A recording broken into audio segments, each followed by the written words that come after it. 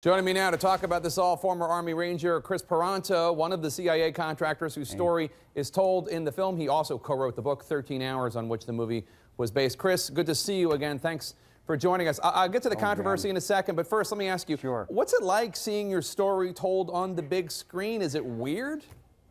No, Jake, I should have played myself, to be honest. I'm kidding. It's a joke. No, no, it's not. You know, it's a bit therapeutic, to be honest with you. And the actors, to give them credit, they did such a great job getting the guys that when I see it, I see Benghazi. I feel Benghazi again. And I see the guys, I see my buddies again. So it can be hard and very emotional, but it is therapeutic because it's finally out there. And it really makes me happy that the story is on another medium.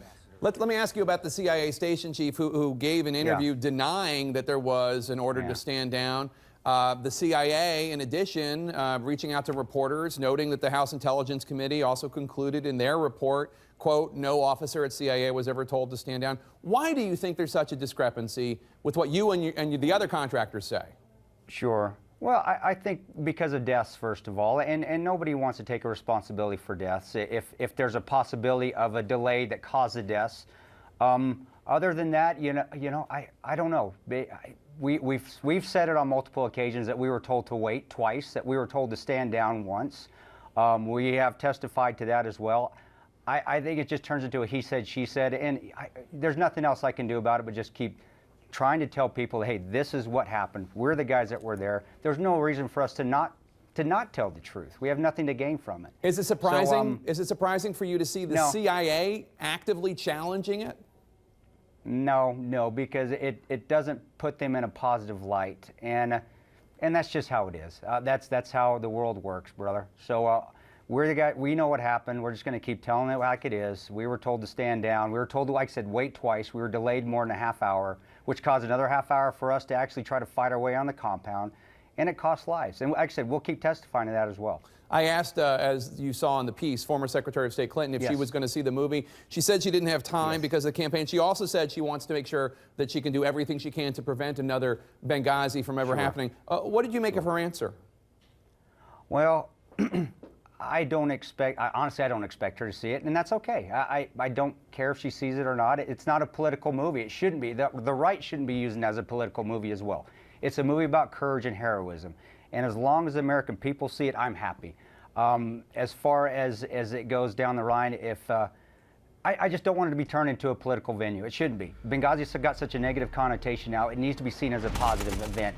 Courageous acts and honor and integrity and faith in each other, faith in God, faith in your brothers were exemplified that night, and that's what it needs to be seen as now, as a positive event, not a negative event. Well, that's interesting. What do you make of the fact that Ted Cruz is citing the film in debates, Donald Trump is renting out theaters to show the movie? Are you happy for that support? It doesn't bother you because it becomes politicized. No, I'll be honest, I'm not, because they are politicizing, and that's the problem. That was why we came forward. It was because it was being used as ammunition from the right, and the left was using it, saying it was a conspiracy theory.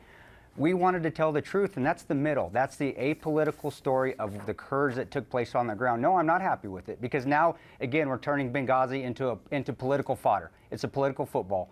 And the guys on the ground, when we were fighting that night, bullets don't care if you're conservative or you're liberal. They don't care. You're going to die either way.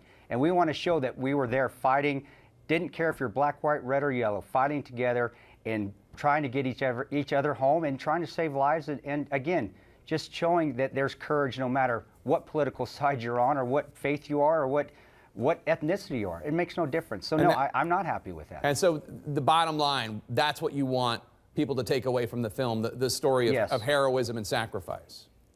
And because that was exemplified, and especially because I saw Ty and Glenn get blown up in front of me. And that stays with me forever. Politics aren't going to help that.